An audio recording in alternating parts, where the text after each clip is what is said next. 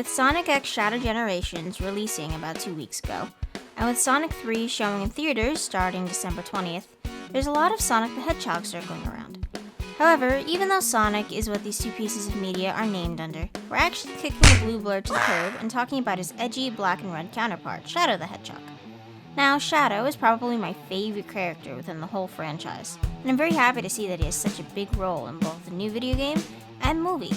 But while I'll be happy to possibly do a review on Sonic X Shadow Generations at some point in the future, right now I'm here to talk about the movie. So without further ado, here's a review of Sonic 3, and how well they adapted Shadow to the big screen. So, since there's kind of a lot to cover, I'm going to break this down into sections. First off, a quick recap of who Shadow is and his backstory. Shadow initially lived on a space colony called Ark, and is a genetic experiment infused with the DNA of an alien called Black Doom. This is all due to the goals of Professor Gerald Robotnik, Eggman's grandfather, to save his granddaughter Maria from a deadly illness. However, as time goes by, the Guardian Units of Nations, aka GUN, deemed Shadow to be too much of a threat and captured him and the Professor, killing Maria in the process. Spinning into insanity, the Professor ends up brainwashing Shadow into desiring world destruction. Such a fun story, right?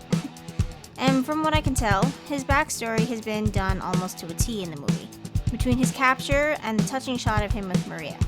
Anyway, now fast forward 50 years, and we're into some different territory than what's classically told in Sonic Adventure 2 or Sonic X, the TV show. Usually it's Eggman that breaks Shadow out of his stasis. However, in the movie it seems that either Shadow did it on his own, or had the help of someone else other than Eggman. So now with Shadow out and wreaking havoc, of course he's shown as being very powerful, even beating out Sonic in the first fight scene. This seems to be within the same pattern of, well, basically every time he's first introduced on screen. He's super fast and has his classic chaos control powers of teleportation.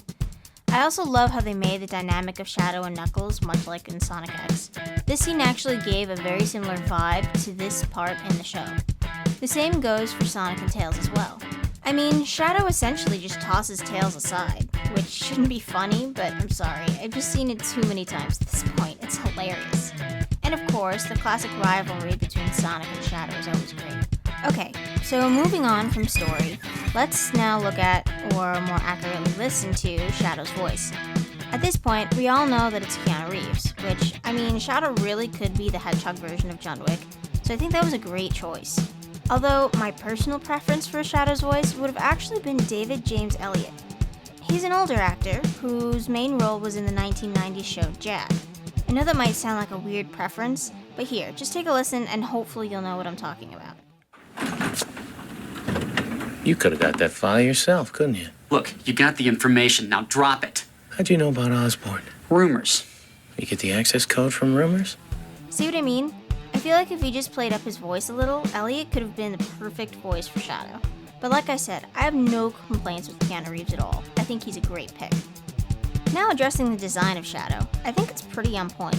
You've got the upturned quills, his rocket shoes are awesome looking, and I got the reddish orange of his speed blurred, a nice color too. Two things that have been changed, however, are his eyes and cuffs. In the ending credits of Sonic 2, his eyes were a little more glowy, and the electricity seemed to be more subdued. In the trailer, however, his eyes are darker, and the electricity in his eyes seem wilder and more untamed, which honestly I really like, since Shadow himself is a really untamed character. Usually he's his own person, and his intense anger and mistrust of people is just redirected towards our heroes or villains depending on his mood. The other change is to his cuffs, and at the end of Sonic 2, his cuffs look more like they do in games or shows, being really chunky and looking a lot like the rings you collect. However, in the trailer, they seem to have changed the design to look a little bit thinner and more detailed, like actual metallic cuffs that seem to hold the function of containing his chaos powers. I mean, that just seems to be how the animators of the movies in general are going with character design, since all of the hands, save for Knuckles, are more proportionate, as well as the feet and heads, which is not something I'm complaining about, by the way. I think everyone looks great in the movie. Also, they put his motorcycle in the movie. You have no idea how happy I am about this. I know a lot of people think the motorcycle is stupid since he can run fast anyway, but I feel like the motorcycle just fits Shadow so well. Plus, fun fact, the reason why Shadow has a bike to begin with was canonically explained in the comic Sonic Universe, issue 23. Amy is the one who asks Shadow what the point of the bike is if he's so fast. and Shadow explains that it's standard issue for every gun agent. Okay, finally, I want to talk about some of the theories I have for this movie. First off, I know that I was looking forward to Amy Rose and possibly Rouge and Omega being in this movie as well.